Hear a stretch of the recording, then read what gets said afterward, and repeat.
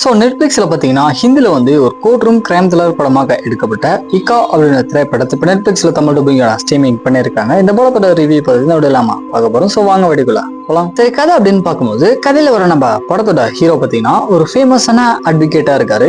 So ரீசெண்டாக இவருடைய பொண்ணுக்கு பார்த்தீங்கன்னா பிளட் கேன்சர் இருக்கு அப்படின்ற மாதிரி இவருக்கு தெரிய வருது. இன்னொரு பக்கம் ஒரு பெரிய பணக்கார வீட்டு பையன் பார்த்தீங்கன்னா ஒரு அழகான பொண்ணை மர்டர் அட்டம் பண்ணிருக்கான் அப்படின்ற மாதிரி அவனை பார்த்தீங்கன்னா போலீஸ் வந்துட்டு அரெஸ்ட் பண்றாங்க. இதுல மெயினா நம்ம ஹீரோவுடைய பொண்ணை காப்பாற்றணும் அப்படின்னா அந்த அரெஸ்டான நம்பர் தான் வந்துட்டு காப்பாற்ற முடியும். ஸோ இதுக்கப்புறம் அவனுக்காக நம்ம ஹீரோ பார்த்தீங்கன்னா வாதாட ஆரம்பிக்கிறாரு. இதுக்கப்புறம் நடக்கக்கூடிய சுவாரஸ்யமான சம்பவங்கள் என்ன, கடைசி என்னாச்சு அப்படின்றது அந்த படத்தோட ஆன்லைன் ஸ்டோரியா இருக்கு. மெயினா இந்த படம் எல்லாமே ஒரு கோர்ட் ரூம் டிராமா த்ரில்லருக்கு தேவையான ஸ்கிரீன் பிளே பார்த்தீங்கன்னா ரொம்ப அழகா பிரசென்ட் பண்ணிருக்காங்க. அதுக்கேற்ற மாதிரி படத்தை நடிச்ச எல்லா கேரக்டருமே ஒரு நீட்டான பெர்ஃபார்மன்ஸை கொடுத்துருக்காங்க. தென் படத்துல அங்கங்க வரக்கூடிய சஸ்பென்ஸ் ஃபேக்டரா இருக்கட்டும், படத்தோட கிளைமேக்ஸ்ல ஒட்டி வர அந்த ட்விஸ்ட், இதெல்லாமே பாத்தீங்கன்னா படம் பார்க்கும்போது ஓரளவுக்கு நல்லாவே ஒர்க் அவுட் ஆயிருந்துச்சு. ஸ்டோரியா பாத்தீங்க அப்படின்னா ஒரு நல்ல இன்வெஸ்டிகேஷன் த்ரில்லருக்கு ஏற்ற மாதிரி தான் வந்திருக்கு.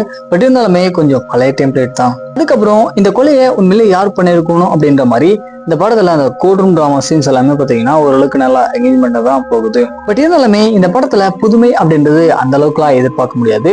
ஒரு ஓல்டு டெம்ப்ளேட்டான ஸ்கிரீன் பிளே தான் அவங்க கொடுத்துருக்காங்க அப்படின்னு நான் சொல்லணும். தென் படத்தோட ஸ்டார்டிங்ல வரக்கூடிய சீக்வன்ஸ் எல்லாம் வச்சு கிளைமேக்ஸ்ல இதுதான் நடந்திருக்கும் அப்படின்ற மாதிரி நம்மளால ஈஸியாவே ப்ரெடிக்ட் பண்ண முடியுது. அதனாலே அந்த சஸ்பென்ஸ் பார்த்தீங்கன்னா ஓரளவுக்கு தான் அவர்கிட்ட இருந்துச்சு. ஓவரால் எந்த ஒரு பெருசான எக்ஸ்பிரேஷனுமே இல்லாத ஒரு நீட்டான கோர்ட் ரூம் டிராமா படம் உங்களுக்கு வேணும் அப்படின்னா இந்த படத்தை ட்ரை பண்ணீங்க. இப்போ நெட்ஃப்ளிக்ஸ்ல தமிழ் டப்பிங்கோட ஸ்ட்ரீமிங் பண்ணியிருக்காங்க. ஸோ செக் பண்ணி பாருங்க.